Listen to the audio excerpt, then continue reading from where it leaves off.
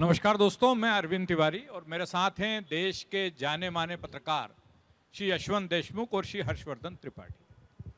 हम इस संवाद को शुरू करें इसके पहले मैं यशवंत जी और हर्षवर्धन जी के बारे में आपको थोड़ी सी जानकारी दे दूं। यशवंत जी मूलतः पत्रकार हैं, लेकिन लोग आपको एक चुनाव विशेषज्ञ के रूप में ज़्यादा जानते हैं। यशवंत जी से मैंने उनका जो परिचय हासिल किया उसने दरअसल इसको बहुत रोचक भी बना दिया। यशवंत जी बनारस की पैदाइश है, यानी सुबह बनारस में पैदा हुए, शाम में लखनऊ में पले बढ़े, और सबसे महत्वपूर्ण बात यह है कि अब शबे मालवा यानी इंदौर में रिटायर्ड होकर बसने का सपनों संजोए हुए हैं। बचपन में इमरजेंसी झेली, एक अबोध बालक के रूप में आपने 1997 का बहुचर्चित चुनाव देखा जिसने देश की सत्ता में बदलाव ला दिया था। इसके नतीजे किसी दिवाली की तरह मनाते हुए वो बड़े हो गए। कब बड़े हो गए ये यशवंत जी को ही पता नहीं चला।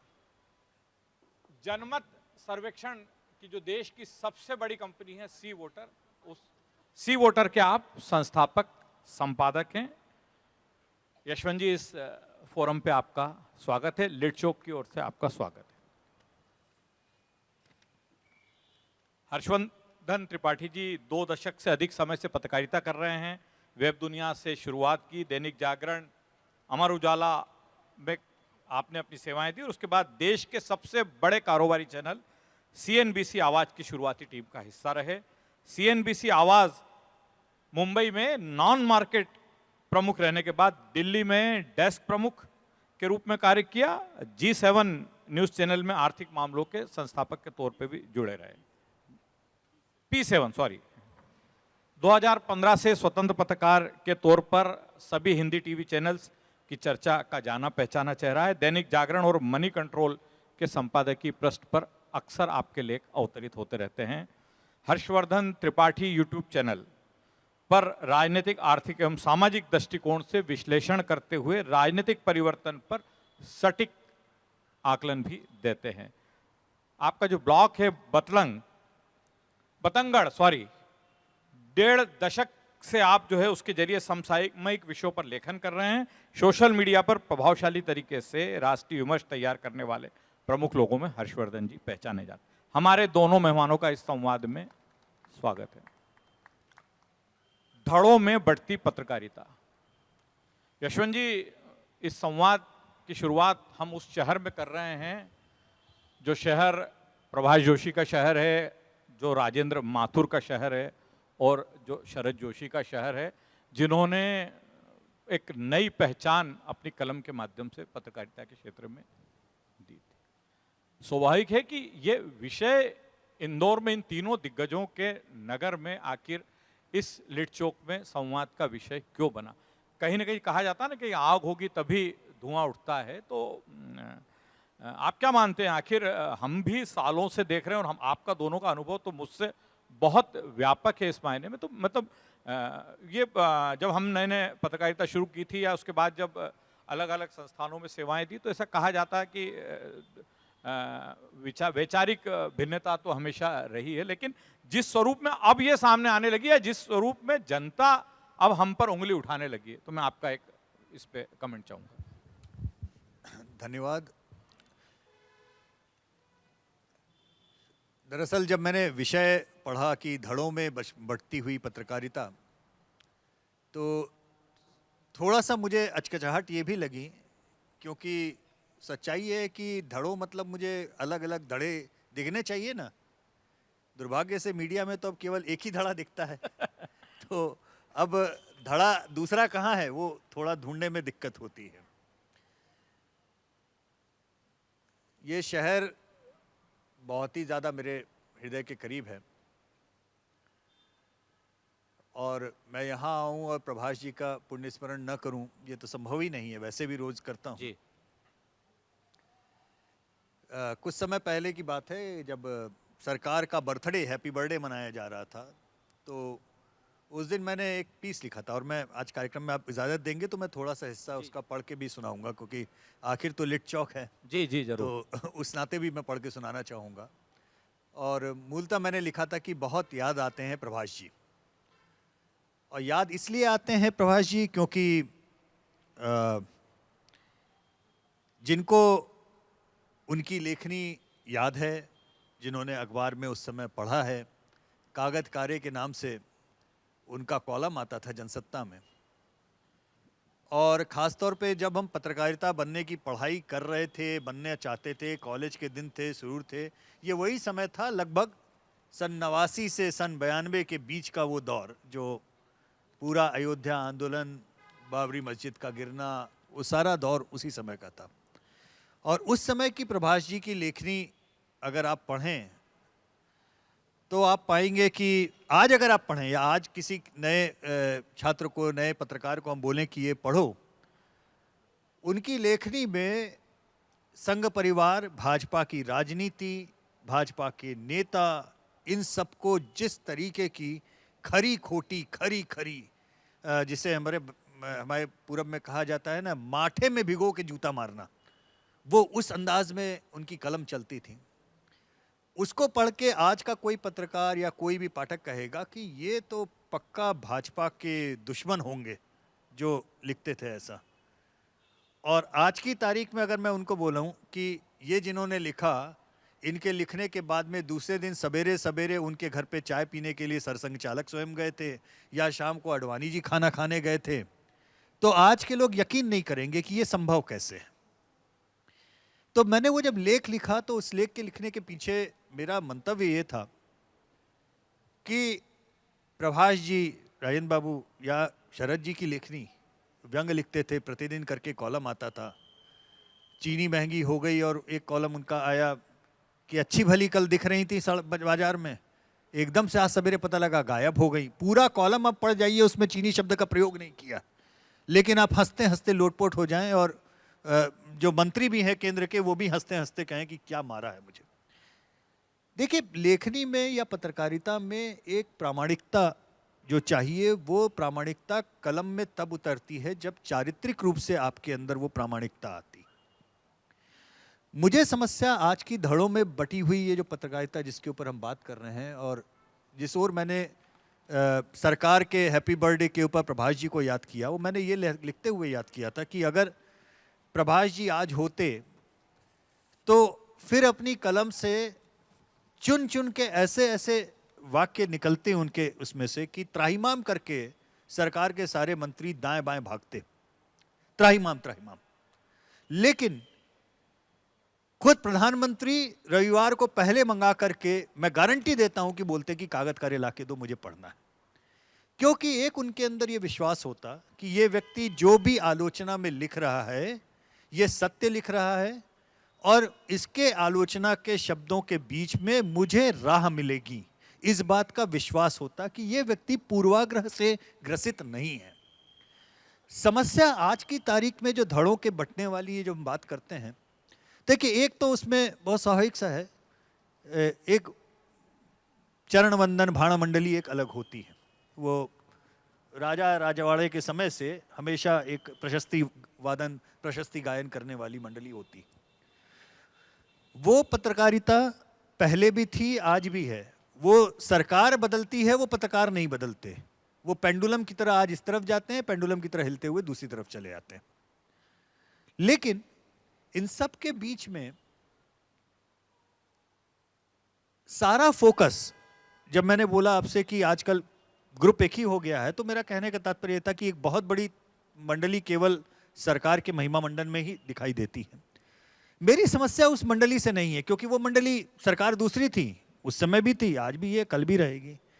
मेरी समस्या दरअसल तथाकथित आलोचना मंडली से है, जहां पे मुझे वो सत्व नहीं दिखाई देता कि एक कंस्ट्रक्टिव क्रिटिसिज्म के बजाय केवल पूर्वाग्रह से ग्रसित लेखनी या मुंह से निकल रही है बात, और मुझे उससे ज्यादा तकलीफ होती है। मुझे, अब आप कहेंगे कि ये क्या बात हुई, आपको बाकी भजन कीर्तन मंडली से क्यों नहीं तकलीफ है? नहीं, तकलीफ मंडली से तकलीफ मुझे इसलिए नहीं है, आपको बताएं अरविंद जी, क्योंकि एक तो जनता जो सामने बैठती है ना जी, वो जनता आपके लिखे, आपके बोले, आपके पढ़े को एक्सरे की तरह देख लेती है, दाएं बाएं, इधर से पार उधर।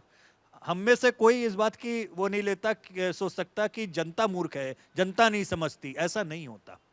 तो भजन मंडली को तो जनता अच्छे से जानती है, लेकिन क्रिटिसिज्म करते समय, आलोचना करते समय पूर्वाग्रह जब भारी पड़ता है, तब उस जगह पे आके मुझे आपत्ति ये होती है कि अगर आपके आलोचना में पूर्वाग्रह भारी है तो जनता भी उसको देख रही है। अब जनता के पास में एक न्यूट्रल प्लेटफॉर्म, न्यूट्रल लेखनी, न्यूट्रल चेहरा ऐसा क्या बच गया है जिसको देख के जनता को लगे कि हाँ, ये सही को सही कह रहा है, गलत को गलत कह रहे हैं, और ये वो बात कर रहे हैं जो मेरे मन की है। और आपको मैं इस बात की यकीन दे सकता हूं अरविंद जी, मैं चुनाव विश्लेषण करता हूं, जनमत संग्रह करता हूं, मैं एक चीज को मैं मानता हूं। आपने अभी मेरे परिचय में बोला कि सन 77 के चुनाव में मैं अबोध बालक की तरह से मैंने महाभारत की तरह वो चुनाव देखा और दिवाली की तरह उस चुनाव के सेलिब्रेशन को देखा। मेरा ये मानना है, जनादेश नाम की जो चीज होती है, जनता सिरमौर है और जनता की एक जो सोच है, एक जो कलेक्टिव थॉट है, हम उसकी बराबरी नहीं कर सकते। और वो इतनी परिपक्व होती है, इतनी परिपक्व होती है कि उसको भेदना हमारे आपके जैसे किसी भी व्यक्ति या सबके सारे नेता, सारे पत्रकार, सारे विद्वान भी एक तरफ हो जाएं, जनता की समझ को चैलेंज नहीं कर सकते। अब आप ये देखिए कि ये हम लोग बैठे हैं 2021 में, आज की तारीख में सोशल मीडिया पे कैंपेन हो जा रहा है, सही बात है ना? 77 का चुनाव जिस समय टीवी था नहीं, टीवी था ही नहीं, इंटरनेट तो दूर की बात है, टीवी था ही नहीं, रेडियो के नाम पे केवल ऑल इंडिया रेडियो जिस पे सरकारी समाचार, और अखबार के नाम पे वो अखबार जिस पे सेंसरशिप लगी हुई है, जो सरकार बोलेगी वही छपेगा और कुछ छपेगा नहीं, और सारे के सारे अपोजिशन के लीडर जेल में। चुनाव डिक्लेयर होता है, कैंडिडेट तो कैंडिडेट, पोलिंग बूथ का एजेंट नहीं अपोजिशन के बाद में। और वो जनता जो 2/3 से ज्यादा ऑफिशियली अनपढ़ निरक्षर गंवार 77 में, ना रेडियो है, ना टीवी है, ना इंटरनेट है, ना अखबार है, कुछ नहीं है, वो जनता लाइन लगा के निकलती है, चुपचाप वोट देती है और इंदिरा जी अपनी सीट भी हार जाती हैं। आप उस जनता को गंवार, अनपढ़, मूर्ख ये कहकर केवल खुद को गंवार, अनपढ़ और मूर्ख साबित कर सकते हैं।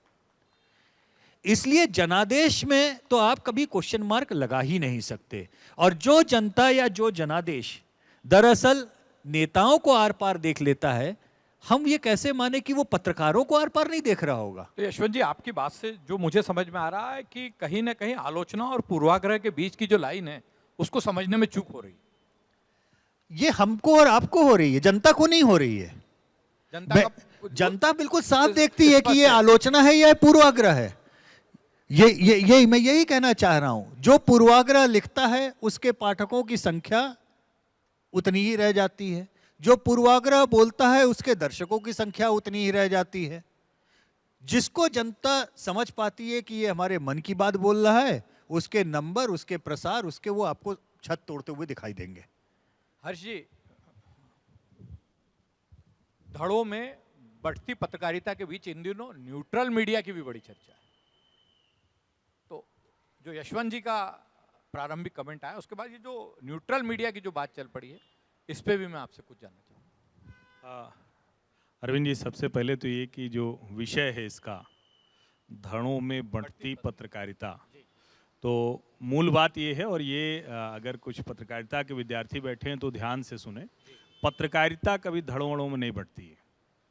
ये धड़ वड़ जिनके हैं उनको अपनी चिंता है, अपनी दुकानों की चिंता है, अपना जो कुछ भी उनको करना है उसकी चिंता है। पत्रकारिता जब आप करने जाते हैं तो पत्रकारिता होती है। जब आपको पत्रकारिता से कुछ ऊपर चाहिए होता है, यानी आपको लगने लगे कि पत्रकारिता छोटी चीज है, नेतागिरी थोड़ी बड़ी चीज है, तब ये बात खड़ी होती है। जब आपको लगने लगे कि पत्रकारिता छोटी चीज है, थोड़ा सेलिब्रिटी स्टेटस बड़ी चीज है, जब आपको लगने लगे कि आपका काम खबरें दिखाना, विश्लेषण करना, चीजों को आगे बढ़ाना, जनता को अवेयर करना, इसको छोड़कर मंत्री बनाना, विधायक बनाना, लोगों का रुख तय करना है, तब समस्या खड़ी होती है। और इसीलिए धड़ों में बढ़ती पत्रकारिता ये हो ही नहीं सकता। न राजेंद्र माथुर जी, शरद जोशी जी, प्रभाष जोशी जी या जिनका भी आप नाम लें, उनके समय में रहा होगा, न गणेश शंकर विद्यार्थी जी के समय में रहा होगा, और न आज है। तो इसीलिए जो पत्रकारिता करने वाला हो तो उठाता है, एक 5,000 का मोबाइल लेता है, सड़क किनारे खड़ा हो जाता है और कहता है कि भैया देखो सड़क खराब है, ये प्रशासन के लोग नहीं सुन रहे हैं।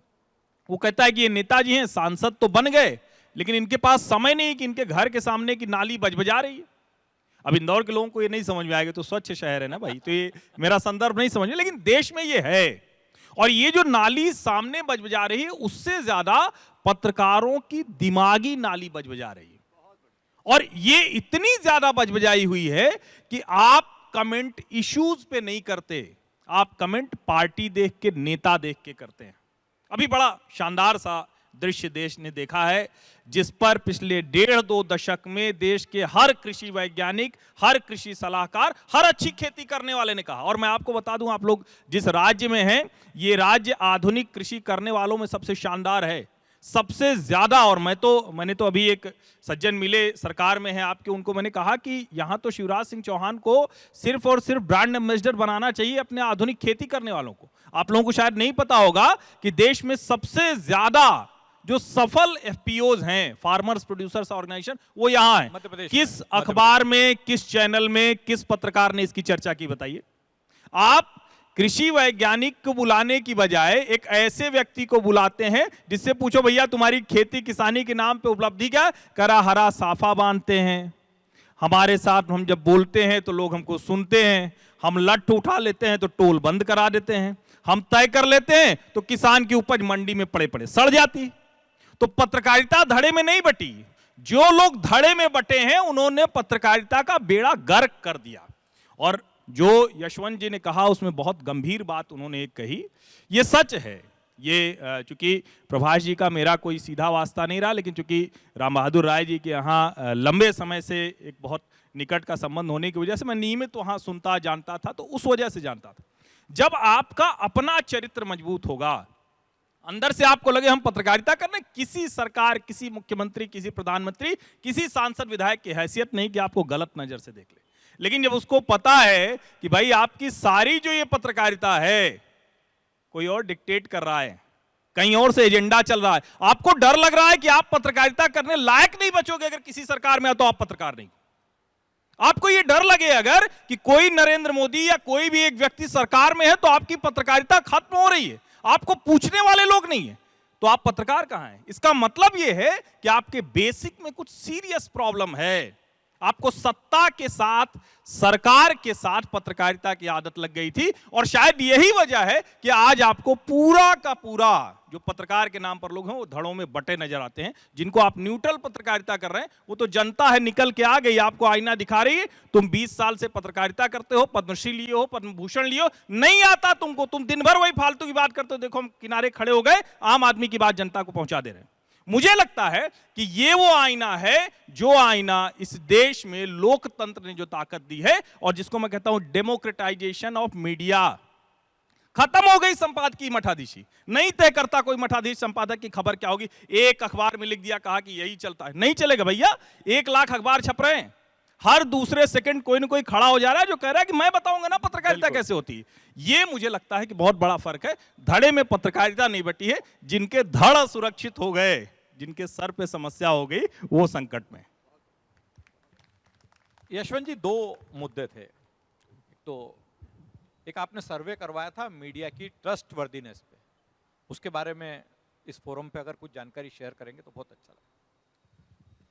देखिए, ये दरअसल इंस्टीट्यूशंस के ट्रस्टवर्दीनेस पे होता है ये सर्वे, कि लोग अलग अलग जो हमारा डेमोक्रेसी को बनाते हैं इंस्टीट्यूशन, संसद हुई, मंत्रालय हुए, जुडिशरी हुई, मीडिया हुई, किस चीज़ पे कितना भरोसा करते हैं।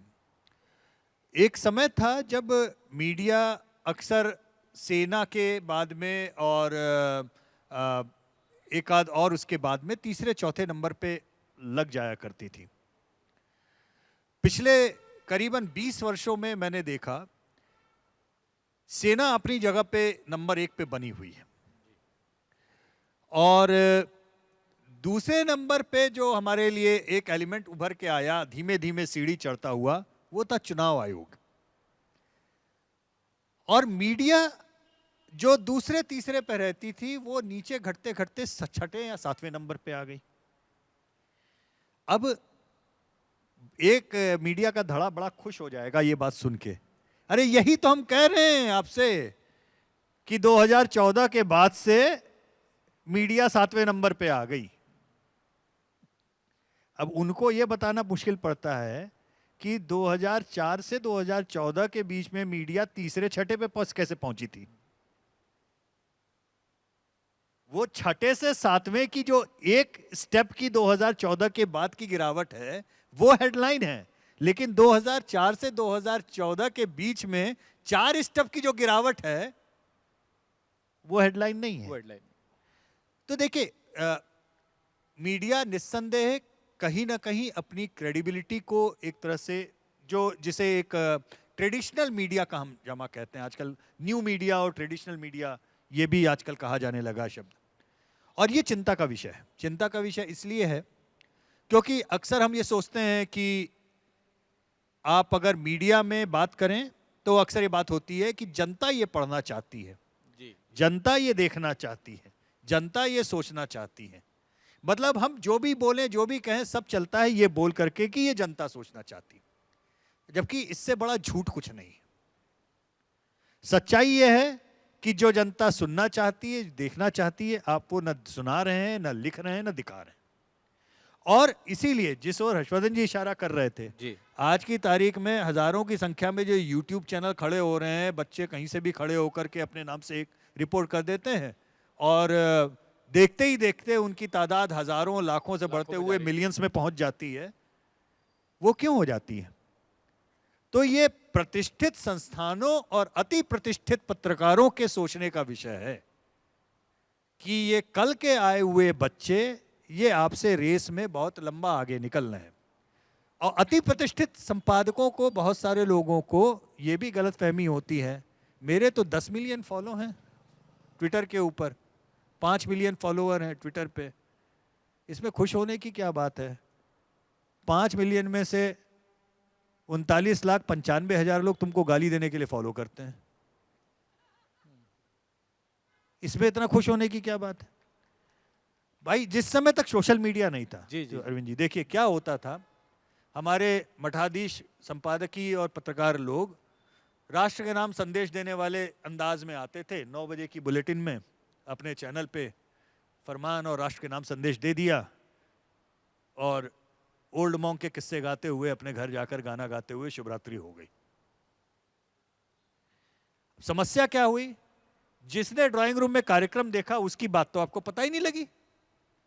सोशल मीडिया आया, सोशल मीडिया ने ये बांध तोड़ दिया।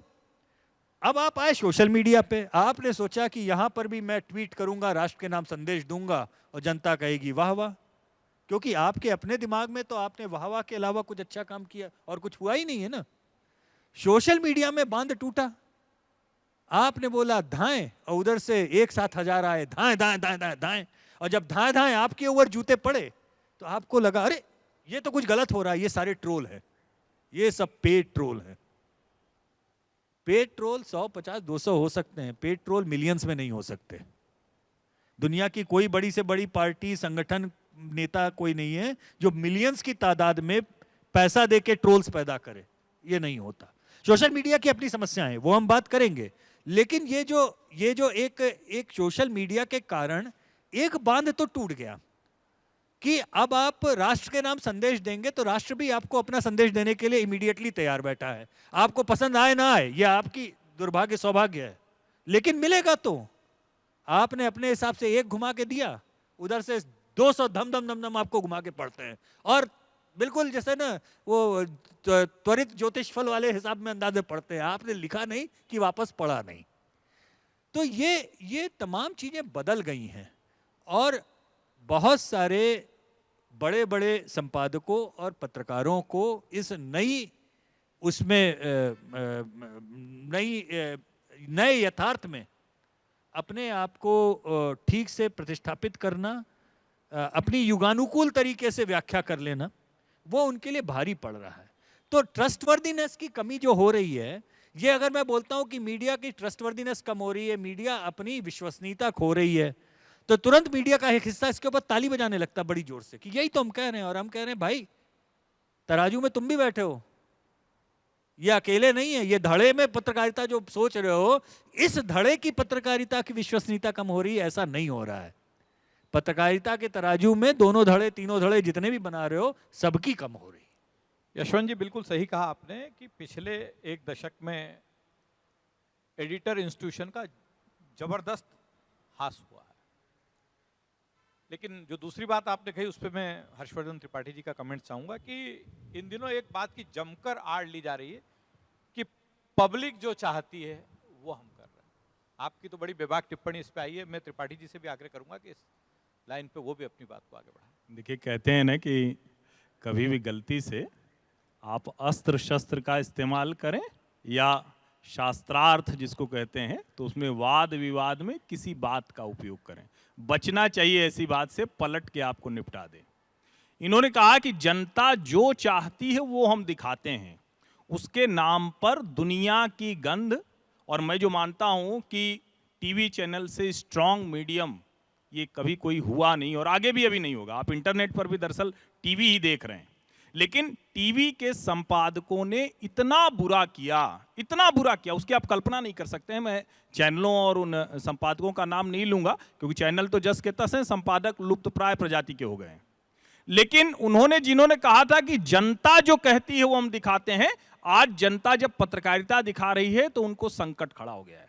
आज जनता जब कह रही है कि देखिए पत्रकारिता के पैमाने ये थे, तो वो सब विक्षिप्त अवस्था में होते हैं। और विक्षिप्त अवस्था में मैं कह रहा हूं, आपको लग रहा है कि मैं अतिशयोक्ति कर रहा हूं, तो किसी उस गुजरे दौर के जो तथाकथित पत्रकार था, आज भी लोग उसको देखते सुनते होंगे। ऐसा नहीं है, समय इतना बड़ा है, इतनी बड़ी आबादी का देश है, और वैसे तो भले ही कुछ ना हो, लेकिन कम्युनिस्ट भी हर मोहल्ले में 2-4 घूमते मिल ही जाते हैं ना। ऐसा तो नहीं कि नहीं मिलते हैं लोग, वो भी खड़े होते हैं 10-20-50 हंसिया हथौड़ा लेके फैक्ट्री बंद कराने, खेत खलियान खराब कराने पहुंचते। तो ऐसे लोग पहुंचते हैं। लेकिन जरा पत्रकारिता के नाम पर देखिए, और मैं कहता हूं कि वो जिसको कह रहे हैं कि वो खराब पत्रकारिता कर रहे हैं, इस देश में पत्रकारिता के तथाकथित स्थापित चेहरों में किसने आज तक ऐसी एक रिपोर्ट दी है जो कहे कि जनता की ये रिपोर्ट है? भाई, नेता तो सर्वे करा लेते हैं, यशवंत जी कई बार उनको नब्ज बता देते हैं, यशवंत जी जैसे लोग दिखाते रहते हैं, रेगुलर दिखाते हैं। और आजकल तो बड़ा कमाल का काम इन्होंने किया है। मैं अभी करीब साल भर पहले इनके साथ डिबेट में था, तो आश्चर्य में पड़ गया कि दुनिया में पता नहीं कहीं ऐसा होता कि डेली ट्रैकर चलाते हैं। मतलब ये सोशल मीडिया के युग में इतना आगे चला गया मामला कि हर घंटे आपको पता है कि किस बात पर आपका बुरा हो रहा है, फिर भी नहीं सुधर। तो नेता तो वहां जाके वोट बटोर ले रहा है। पत्रकार क्या करते हैं? वो कुछ खबरों का कोई पैमाना तय करते हैं क्या? और मैं आपको बताऊं, मैं ये बार बार आजकल कह रहा हूं, आज फिर से दोहरा रहा हूं, हालांकि ये मैं जिसको कहते हैं ना कि अपना नुकसान कर रहा हूं। मैं शाम 5 बजे से लेकर रात 10 बजे तक टीवी पर बैठ के ही रोजी रोटी चलती है हमारी। पैसा भी मिलता है, एक्सपोजर भी मिलता है। लेकिन मैं कह रहा हूं कि इस देश का दुर्भाग्य है कि शाम 5 से रात 10 तक एक विषय पर चर्चा करने वाले लोग होते हैं। इससे बड़ा दुर्भाग्य कुछ नहीं। और वही दरअसल देश को यह भ्रम देता है कि पत्रकारिता धड़ों में बटी। वो जो विंडो कटा होता है ना, सबको लगता है कि धड़ों में बटी। आप एक चीज बस देख लीजिए कि इशू एक था, उस पर इस भाई ने आज ये बोला पत्रकार के तौर पर, कल कुछ और तो नहीं बोल रहा था। अगर बोल रहा है तो पत्रकारिता धड़ों में नहीं बटी है, समाज का दबाव नहीं है, जनता नहीं कह रही थी। इस आदमी ने अपने निजी हितों के लिए, आदमी मतलब जेंडर बायस मत समझिएगा, आदमी औरत दोनों बड़े शानदार हैं जो पत्रकार रहे हैं, तो उनमें से किसी को आप कमतर नहीं कि सब पद्म पुरस्कार से हैं। तो उन लोगों ने अपने निजी हितों में पत्रकारिता का, जनता की पसंद की आड़ का खूब दुरुपयोग किया, खूब दोहन किया। आपको वो दिखा दिया जो आपके घर में कल्पना नहीं थी कि ऐसे भी पत्रकारिता हो सकती। और उसके बाद कहा कि ये सब हम आपकी पसंद से दिखा रहे हैं। जब जनता को अपनी पसंद का मीडियम मिल गया, वो जो संपादक था, वो पूर्वाग्रही नहीं, मैं थोड़ा आगे जाके कहूंगा जो दुराग्रही संपादक था, उसकी बातों को जब उन्होंने समझा कि ये तो हमारा सब गड़बड़ कर रहा है, वो खुद उस संस्थान को लेकर खड़ा हो गया। और पत्रकारिता की संस्था को, पत्रकारिता की साख को अगर कोई बचा रहा है तो वो जनता बचा रही है। संपादक जो उसके नाम पर आपको बेवकूफ बना रहे थे कि हम आपका कहा दिखा रहे हैं, वो बेवकूफ बन रहे हैं, इसीलिए वो तिलमिला रहे हैं।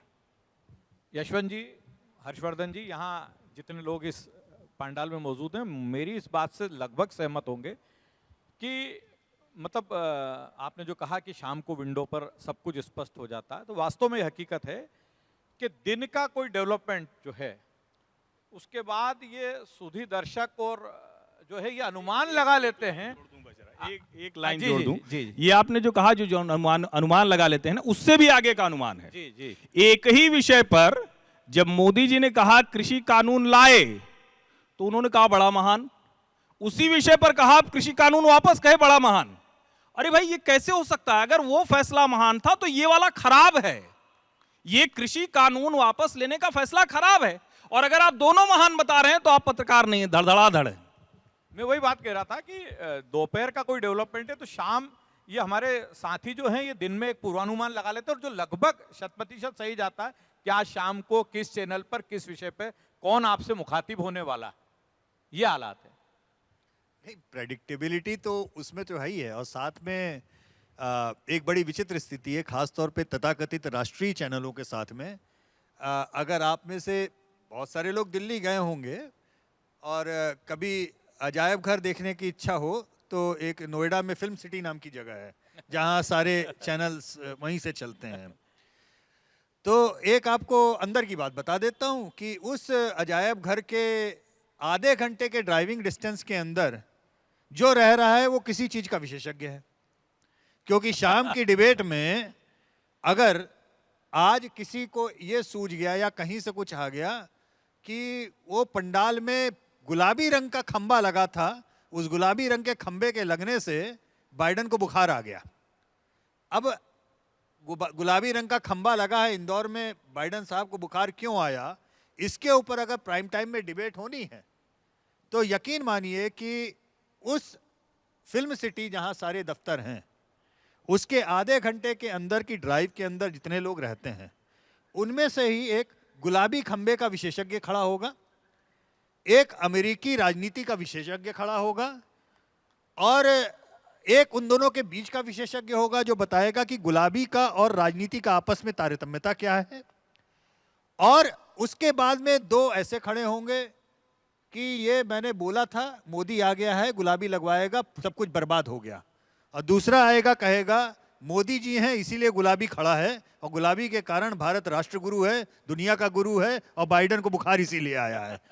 ये सारी चीजें आपको मिल जाएंगी सब। और मजा ये है कि दूसरे दिन वही पैनल दिखेगा आपको किसी और चीज के ऊपर, कि दूसरे दिन गुलाबी के बजाय नीला खंबा हो गया।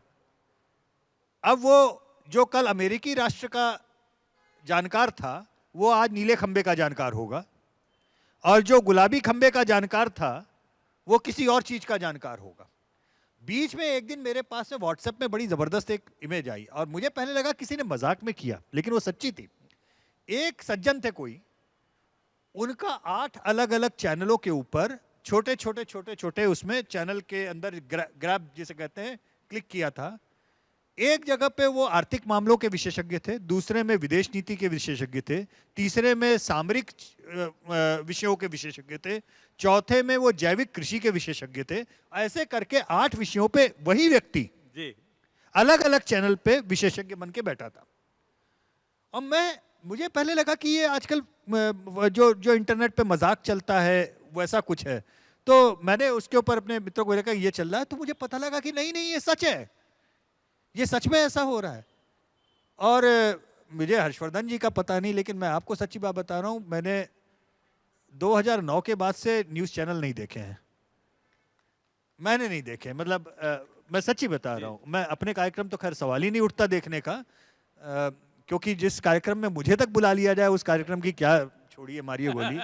लेकिन आप ये समझिए कि एक्सपर्ट्स का इतना अभाव है।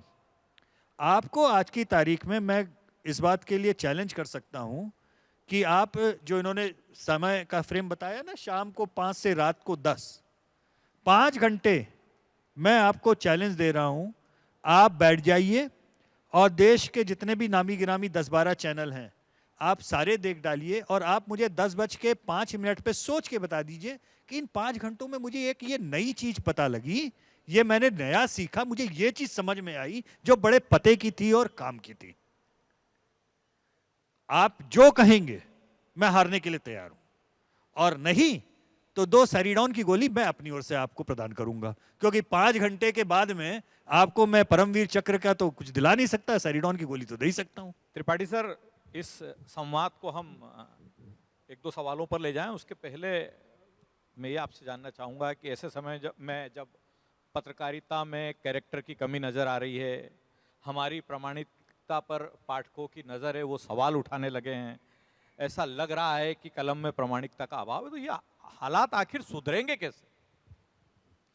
देखिए अरविंद जी, ये बड़ा गंभीर प्रश्न है और वैसे तो ये यशवंत जी की तरफ जाना चाहिए था, यशवंत जी का कमेंट भी इस पे आ जाएगा। लेकिन चूंकि आपने मुझसे पूछा तो मैं थोड़ा सा बताता हूँ, क्योंकि संयोगवश ऐसा रहा है कि मैं तीनों माध्यमों में काम कर चुका हूँ। बहुत थोड़े थोड़े समय किया, लेकिन वेब दुनिया से मैंने औपचारिक शुरुआत की थी, जो यहाँ से तब शुरू हुआ था।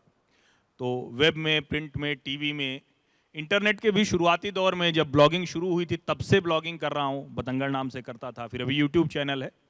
और एक चीज मैं आपको बहुत भरोसे के साथ कह रहा हूं कि पत्रकारिता न मर रही है, न पत्रकारिता खत्म होगी, न मीडिया संस्थान कहीं जाने वाला है। जिसको पत्रकारिता करनी है वो पत्रकारिता करने का रास्ता खोजेगा, वो खोज रहा है। क्या बात? हमारी आपकी समस्या है कि जिनको हमने पत्रकार समझा, और उनको कैसे पत्रकार समझा, मैं इलाहाबाद विश्वविद्यालय का सेंटर फॉर मीडिया स्टडीज है, वहाँ 2006 से जाता हूँ बच्चों से बातचीत करने के लिए। बातचीत ही कर रहा हूँ क्योंकि मैं उनको कुछ सिखाऊंगा क्या, उन्हीं से सीखता हूँ। लेकिन उस बातचीत में किसी बच्चे ने कोई वहाँ निकला होगा और मुझे वो मिल गया ली मेरिडियन होटल में, एक कोई बिजनेस की कॉन्फ्रेंस थी और उसके बाद वो मिला। तो आजकल वो फोटोग्राफी कर रहा है किसी छोटे मीडिया हाउस के साथ। तो उसने मुझसे कहा कि सर आपने तो ये बातें कही थी और मैं तो आधे से ज़्यादा पत्रकारों को अब जान गया हूँ दिल्ली में, तो वो तो सब वही सब करते हैं, सरकार के साथ सेटिंग और वो लंबी गाड़ी और ये सारी चीजें और बहुत सी बातें उन्होंने बताई। तो मैंने कहा भैया देखो, इसका एक ही तरीका है, पत्रकारिता आप कर रहे हैं, आप ब्यूरोक्रेसी में नए नए हैं, आप डॉक्टर बने हैं, इंजीनियर बने हैं, अध्यापक बने हैं, 15 साल तो तय करो यार कि बेईमानी नहीं करोगे। अपनी 15 साल की बेईमानी बचा लो, इस देश में पत्रकारिता भी बचेगी और सारे प्रोफेशन ईमानदार रह जाएंगे, बच जाएंगे। आप वो जब जीवन के उत्तरार्ध में है, उसने क्या क्या समझौते किए छोड़ दो उसको। आपने अपनी जवानी में, आपने अपने जीवन के उस वक्त में जब सबसे ज्यादा ऊर्जावान थे, तब आपने कोई समझौता नहीं किया, बस इतना तय कर लो। और जब कहते हैं कि रास्ता कहां से निकलेगा, तो रास्ता ये निकलेगा नहीं, निकल रहा है। आज ढेर सारे लोग जिनको लगता था कि फलाना संपादक, अच्छा अब मैं आपको बड़ी रोचक बात बताऊं, दिल्ली में तो गिरोह चलता था, अभी हालांकि वो सब बेचारे पैदल हो गए हैं, नौकरी से नहीं रहे हो। वो गिरोह चलता था, एक संपादक से जो नौकरी पे आया, नया छात्र या छात्रा, वो पत्रकारिता की आई, नौकरी करने लगी, और संपादक जी उस दिन मूड में नहीं थे, उनके मुंह से गाली निकल गई। उसने रिएक्ट कर दिया, उसने कहा आउट।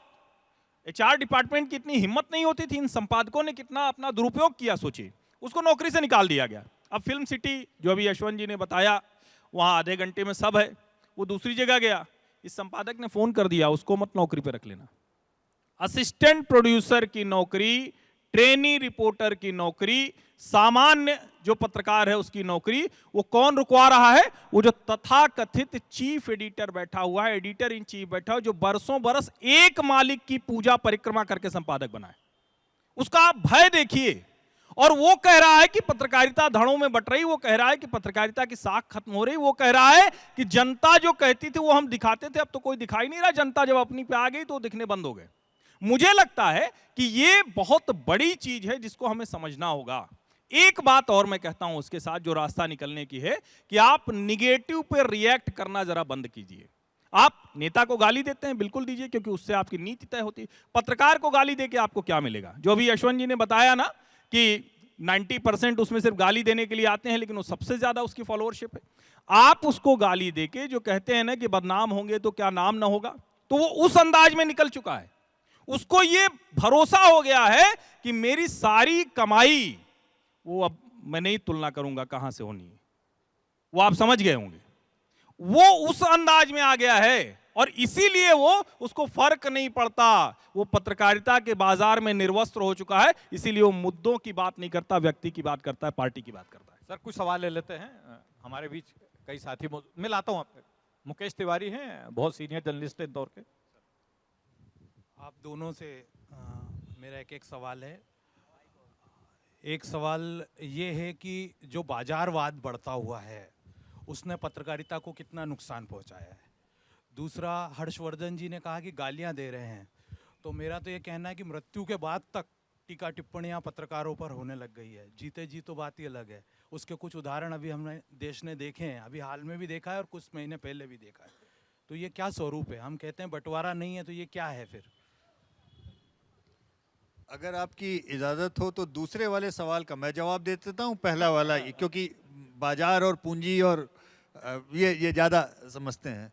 दूसरे सवाल का मैं इसलिए बोलूँगा क्योंकि आपने अभी इशारा जिस ओर किया, विनोद दुआ जी की मृत्यु हुई, उसके बाद में जिस तरीके के कमेंट आए, मेरा सौभाग्य था कि विनोद दुआ जी मेरे टीवी में मेरे गुरु थे पहले। मैं इसको अपना बहुत बड़ा सौभाग्य मानता हूँ। उन्होंने मुझे टीवी सिखाया और उनकी अंत्येष्टि के बाद में मैंने एक लेख लिखा। उस लेख के आने के बाद में मुझसे इतने सारे लोग नाराज हो गए और जिनको मैं समझता था कि ये बड़े समझदार और वैसे व्यक्ति हैं कि आपने क्यों लिखा। अब मैं थोड़ा हैरान परेशान ये कि भाई आपकी वैचारिक या आइडियोलॉजिकल तरीके से उनके साथ में कोई हो सकता होगा। पहली बात तो अपनी संस्कृति में कोई व्यक्ति जब जाता है तो उसके बारे में आप थोड़ा संभल के ही बोलते हैं, नंबर एक बात। और कम से कम जिस दिन दुर्घटना हुई उस दिन तो कम से कम उसके लिए मौन ही रखा जाता है।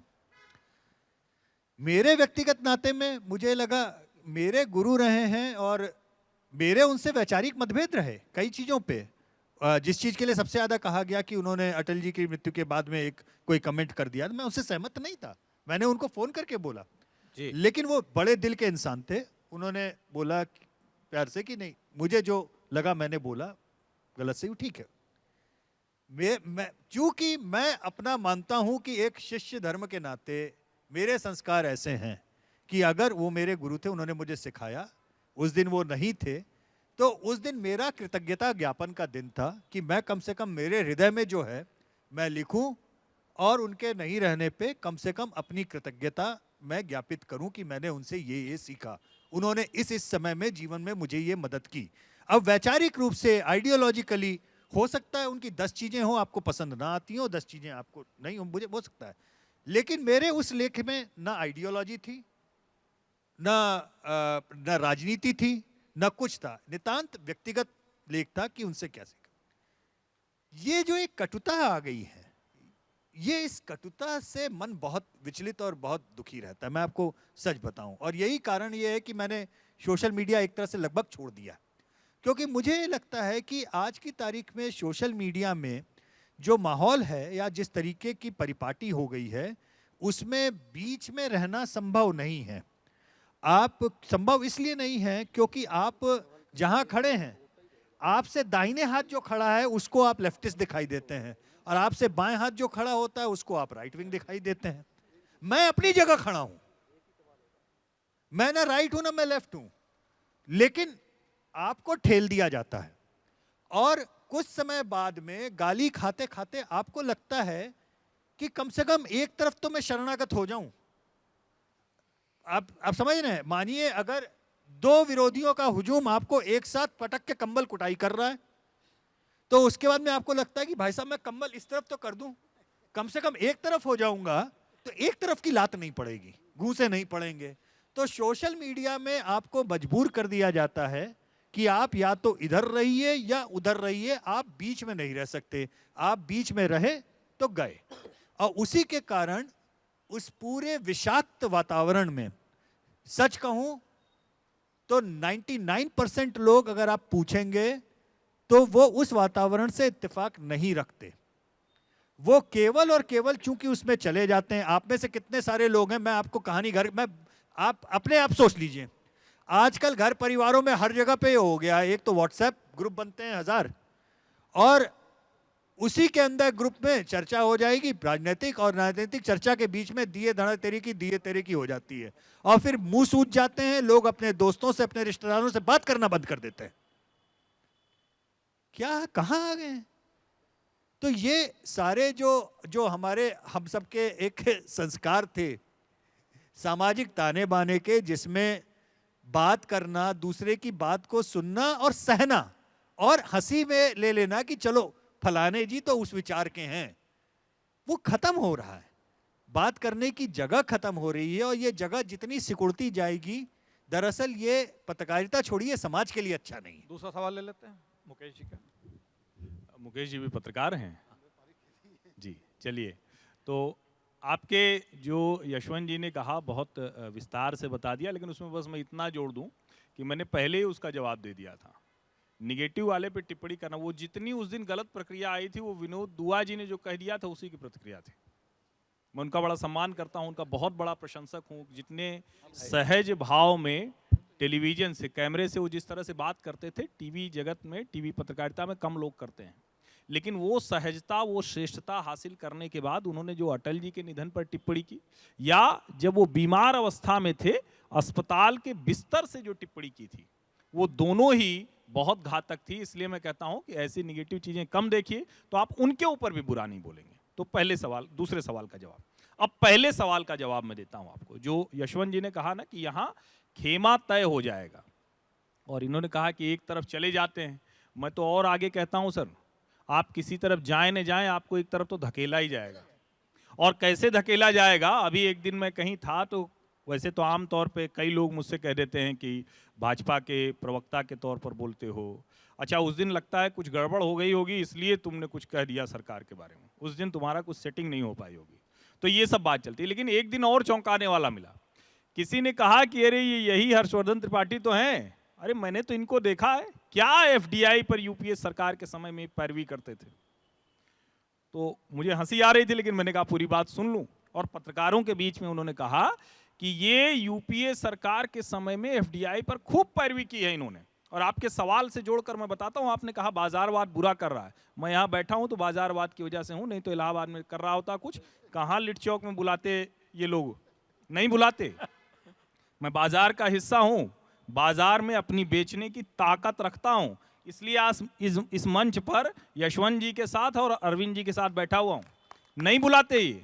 कितने पत्रकार घूम रहे हैं गली गली में, क्यों नहीं बुला के उनसे कह दिया कि आइए जरा इस धड़ों में बढ़ती पत्रकारिता पर बात करिए, यशवंत जी के साथ मंच साझा कर लीजिए। नहीं कहते ना, क्योंकि मैं 2012 में कह रहा था कि जिस देश में फॉरेन डायरेक्ट इन्वेस्टमेंट से देश के निवेश की, उद्योग चलाने की, सड़क बनाने की, वर्ल्ड बैंक से प्रोजेक्ट लेके वो पैरवी करने वाले पत्रकार हैं, वो कितने दोहरेपन के शिकार हैं। क्यों कहते नहीं रिटेल में नहीं करो, वो कहते हैं अरे नहीं। और मैंने भारतीय जनता पार्टी को लताड़ लगाई थी कि ये जो छोटे कारोबारियों का बहाना बनाकर एफडीआई का विरोध कर रहे हैं, ये सबसे गलत काम कर रहे हैं। आज देखिए एफडीआई दे धड़ाधड़ मोदी सरकार में। मैं तब से अब तक वही हूं। तब कहते थे कि एफडीआई पर पैरवी कर रहा था, आज कह रहे हैं एफडीआई पर मोदी सरकार की पैरवी कर रहा है। मैं नहीं बदला हूं, मेरे खेमे को तय उन्होंने कर दिया। तो बाजारवाद इस देश के लिए नहीं, दुनिया के लिए सबसे बेहतर है। औजार किसने दिया? बाजारवाद ने दे दिया। ये जो मैं कहता हूं ना कि गली मोहल्ले में कोई भी खड़ा हो कि एक बच्चा पत्रकारिता करे, और मैं कहता हूं कि देखिए पत्रकारिता शुरू कीजिए तो सिर्फ माइक और कैमरा मत खरीद लीजिए, आप पत्रकारिता पढ़ लीजिए। मैं मानता हूं कि डिग्री का कोई योगदान नहीं पत्रकार बनने में, मेरे में भी नहीं, लेकिन आपको सलीका सिखा देता है। वो कहां से आपको 5W1H कोई बताएगा ही नहीं आपको। आपको समझ में नहीं आएगा कि खबर लिखने की शुरुआत, खबर लिखने के बीच में खबर कहां खत्म करें, ये कभी सलीका नहीं आएगा जिंदगी में। आप एक सवाल इधर से ले लेते, एक सवाल इधर से ले लेते, फिर आप एक सवाल ले लेते इधर से। माइक दे दीजिए। हालांकि घड़ी की सुइयां हमें इशारा कर रही हैं और रविंद्र जी भी मुझसे 2 बार कह चुके हैं, पर बहुत मुझे लगता है कि कुछ सवाल हो जाए तो सर बेहतर है। बाजारवाद पे ही सवाल है। बिल्कुल मानती हूँ कि एक हद तक बाजारवाद अच्छा है, लेकिन मेरा यहाँ पर यह जानना था कि बाजारवाद के कारण ही हम बहुत सारी खबरों को ऑफ शेडो कर देते हैं। विज्ञापन आ गया है, ये खबर गिरा दीजिए।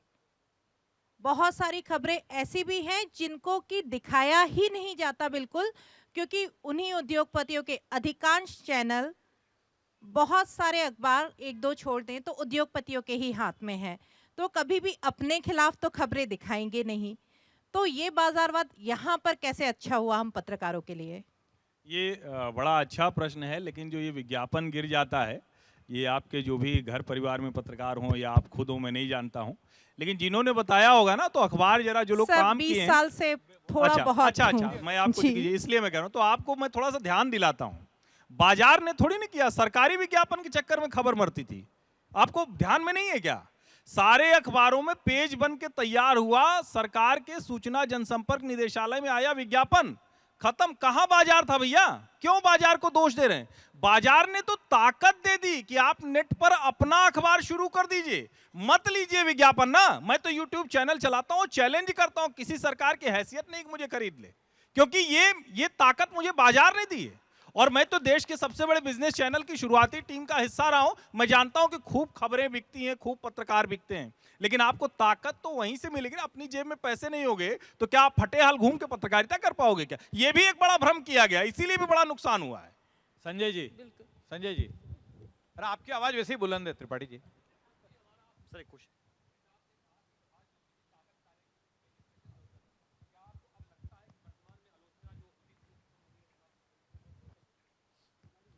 या वो राहत से नहीं बचा इनकी कुल मिला के नहीं, इनका कहना है। मैं ये नहीं, एक तो बहुत बड़ी ये गलतफहमी या कह लीजिए एक नैरेटिव है कि मीडिया की आज़ादी खतरे में है, लोकतंत्र खतरे में है, मीडिया का गला घोट दिया गया है, कोई बोलता नहीं है, कोई आलोचना कर नहीं सकता। मोदी सरकार हिटलर के बाद की सबसे वाहियात सरकार है। नरेंद्र मोदी हिटलर से कम नहीं है। नरेंद्र मोदी के कारण देश में आज़ादी, अभिव्यक्ति की आज़ादी समाप्त हो चुकी है। ये बातें भाई लोग कहते हैं और लिखते हैं और कहते हैं और लिखते हैं, टीवी पे बोलते हैं, अखबार में आता है, इंटरनेट पे आता है, और मुझे बड़ा आश्चर्य होता है कि अभिव्यक्ति की आज़ादी समाप्त हो चुकी है, फिर आप लिख कैसे रहे हैं? मोदी ने लोकतंत्र का गला घोट दिया है तो आप बोल कैसे रहे हैं? आप टीवी पे आके कह रहे हैं और मोदी ने लोकतंत्र का गला घोट दिया है। मतलब इससे ज्यादा कॉन्ट्राडिक्शन कुछ हो सकता है कि आप नेशनल चैनल पे आप रात को 9 बजे आ रहे हैं, मोदी ने लोकतंत्र का गला घोट दिया है, प्रेस की आजादी छीन ली है, आप टीवी चैनल पे बोल रहे हैं साहब। इससे बड़ा कोई कॉन्ट्राडिक्शन हो सकता है क्या? तो ये जो है बड़ी विचित्र सी स्थिति है।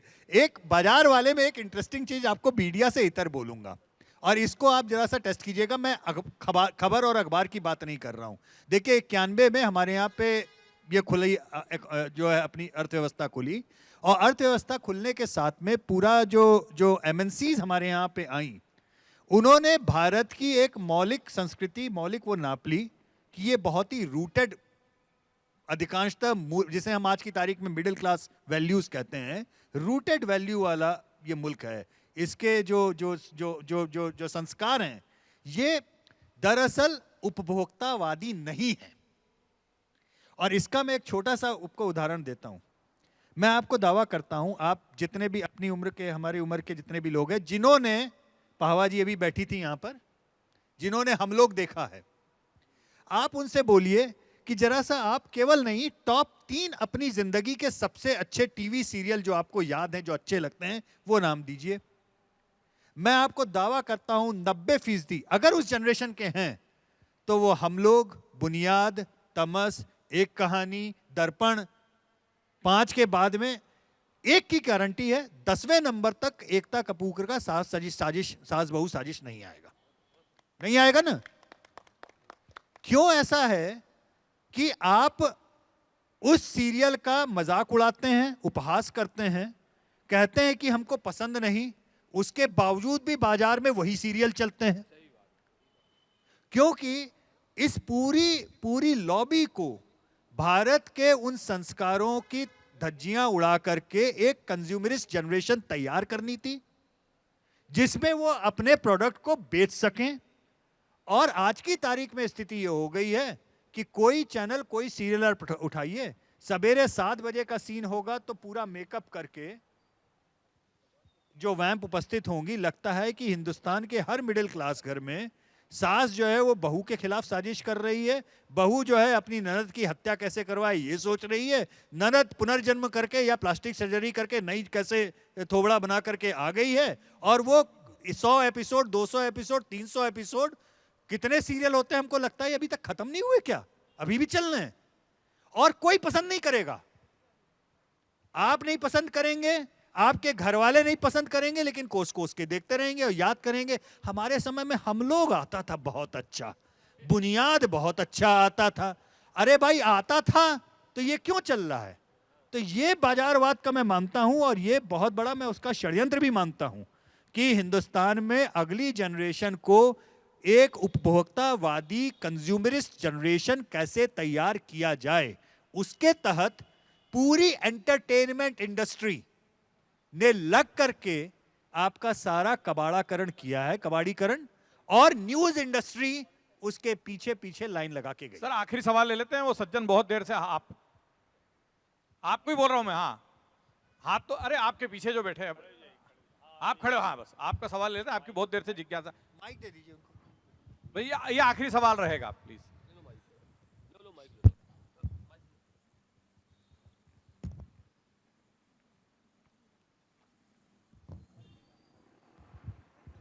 आप सभी लोगों को प्रणाम। यशवंत जी ने बहुत अच्छी अच्छी बातें कही और इनकी बातें सुनकर लगा ये मेरे मन की बातें हैं और मैं भी उसी स्थिति में अपने आप को पाता हूं जैसे सर ने अपने बात रखी। तो मेरा कहना सिर्फ इतना है, मेरा सवाल ये है कि न्यूज़ चैनल जितने भी हैं, जितने भी प्राइम टाइम डिबेट्स दिखाते हैं, किसी में भी एजुकेशन, हेल्थ और गिरती इकोनॉमी, जीडीपी, इन सब पे चर्चा नहीं होती है सर। तो ये पत्रकारिता में ये चीज़ें क्यों गायब हो गई हैं आज के समय में? बस देखिए, इन पे चर्चा इसलिए नहीं होती है, आप सोचते हैं कि दर्शक नहीं चर्चा करना, आपने अपनी बात का जवाब दिया, आप चाहते हैं ना चर्चा हो, आपकी इच्छा है। लेकिन जो मठाधीश हैं, जो हर्षवर्धन जी ने कहा, वो ये तय करते हैं कि हम आपको बताएंगे कि आप क्या देखना चाहते हैं। आपको नहीं पता है कि आप क्या देखना चाहते हैं, ये हम आपको बताएंगे। मामला वहां गड़बड़ हो जाता है और वो मठाधीशी अब इसलिए ध्वस्त होने वाली है क्योंकि आपने 3 बार देखा कि मैं आपके मन की चीज नहीं दिखा रहा हूं। अब आपके पास में 1 लाख ऑप्शन भरे पड़े हैं, आप हमको छोड़कर के तुरंत हर्षवर्धन जी के YouTube चैनल पे चले जाएंगे कि हर्षवर्धन जी मेरे मन की बात कर रहे हैं। तो ये बड़ी अजीब सी स्थिति है और पत्रकारिता का ये संक्रमण काल है, मैं मानता हूं, जिसमें अपने आप को पुनर्परिभाषित बहुत सारी चीजें करेंगी, होनी भी चाहिए। श्रद्धेय प्रभाष जी को आज मैंने इतनी बार याद किया, हम लोग शुरू से याद कर रहे हैं। हमको मजाक में वो डिप्लोमा होल्डर पत्रकार कहते थे, तो क्योंकि कहते थे पढ़े लिखे पत्रकार हैं, पढ़े लिखे पत्रकार हैं। तो कई बार होता था टीवी डिबेट में जैसे आए, अब चूंकि मैं सौभाग्य मेरा कि बचपन से देखा था, तो जैसे ही कॉमर्शियल ब्रेक में होता था मैं पहले उठ के जाता था, पैर छू लेता था, बैठ जाता था। मुझे उनका ये एक जो शब्द ये यूज करते थे ना, उससे मुझे समझ में आ जाता था कि मेरी पूरी डिबेट सही डायरेक्शन में जा रही है कि नहीं जा रही है। क्योंकि अगर तो उन्होंने सहज रूप से उस डिबेट में बोलना शुरू किया तो मैं गहरी सांस लेता था कि आज मामला ठीक चल रहा है, और अगर उन्होंने ये बोल दिया कि आप तो पढ़े लिखे पत्रकार हैं तो मैं समझ आता था गई भैंस पानी में। उन्होंने ये लाइन बोली कि आप पढ़े लिखे पत्रकार हैं, यानी मामला कुछ भयंकर गड़बड़ हो गया, आज मेरी लुटिया डूब गई। तो ये जब तक दर्शक बताएंगे ना कि आप पढ़े लिखे पत्रकार हैं, आपने उंगली कर दी इस तरह से ऊपर, तो समझिए कि वो कहीं ना कहीं रुकने लगेगा। नहीं रुकेगा तो आप अपने जगह पे खुद ढूंढ लेंगे, आप हर्षवर्धन जी के चैनल पे जाके देखने लगेंगे। सर एक लाइन में जोड़ दूं, ये सही है कि हमें लगता है कि दिन भर 5 से 10 कोई हमारी बात नहीं करता, लेकिन मैं आपको कहूंगा कि आप अगर पत्रकारिता के विद्यार्थी हैं, पत्रकारिता कर रहे हैं, तो बस कुछ नहीं 20 साल पुराने अखबार निकाल लीजिए।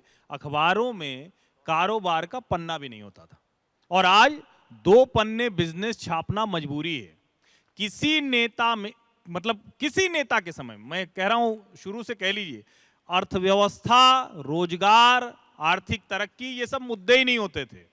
वो क्या क्या बात करते थे महान महान लोग, अब उनकी हम चर्चा नहीं करेंगे। हम कहेंगे कि आप खुद देख लीजिए, बहुत कुछ बदला है। आज हर दूसरे दिन बात हो रही है, वो भी बात करते हैं, लेकिन वो अपने हिसाब से बात करते हैं कि आज जरा बात कर लेते हैं, आज कुछ टारगेट करना है। रविंद्र जी, आप मंच पे आओ, तब तक एक बालक बड़ा उत्सुकता दिखा रहा है, आप आ जाओ, तब तक बिना माइक के एक सवाल ले लेते हैं। और सर का भी कहना है कि एक आध सवाल हम ले सकते हैं। अगर आप लोगों के मन में है ना, तो मैं अरविंद जी से स्वीकृति लेकर कहूंगा कि सवाल पूछ लीजिए, मन में न रह जाए। हम लोग कौन सा बहुत बड़े नेता हैं, पूछिए।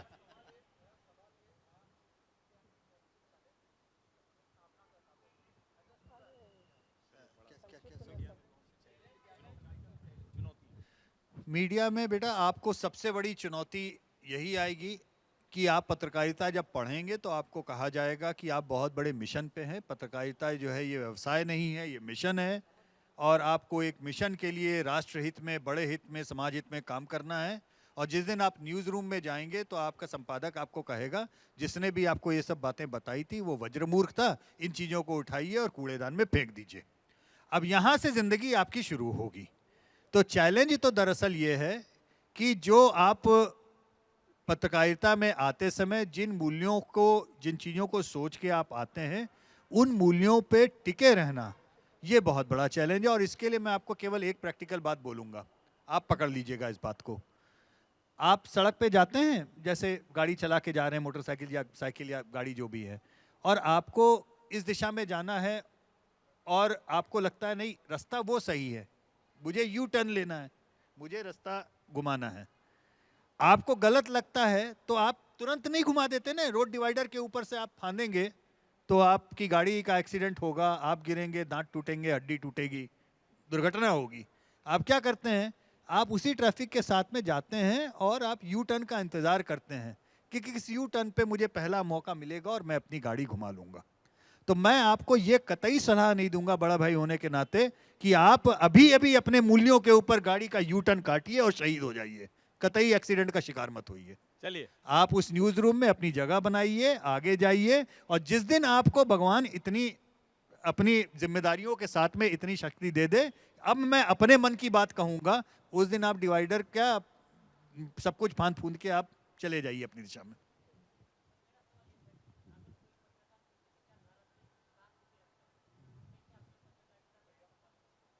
किसी विचारधारा से सहानुभूति रखता है तो वो कैसे अपने पत्रकारिता धर्म का पालन कर सकता है? देखिए, विचारधारा से सहानुभूति रखना या विचारधारा को फॉलो करना या विचारधारा में पूरी तरह समाहित होना, ये आपका संवैधानिक हक है, आपको उससे कोई नहीं रोक सकता। लेकिन पत्रकारिता धर्म और मेरे व्यक्तिगत विचार, ये दो अलग अलग चीजें, बिल्कुल अलग अलग चीजें। मेरे अगर आंकड़े कह रहे हैं अमुक पार्टी, अमुक नेता ये चुनाव हार रहा है, मैं उसको व्यक्तिगत रूप से बहुत पसंद कर सकता हूं, मैं उसका दुख और शोक मना सकता हूं। लेकिन अगर पत्रकारिता धर्म है कि ये हार रहा है, जनता की बात ये है, मुझे रिपोर्ट ये करना है, तो मैं बोलूंगा ये हार रहा है। दोनों अलग अलग चीजें हैं।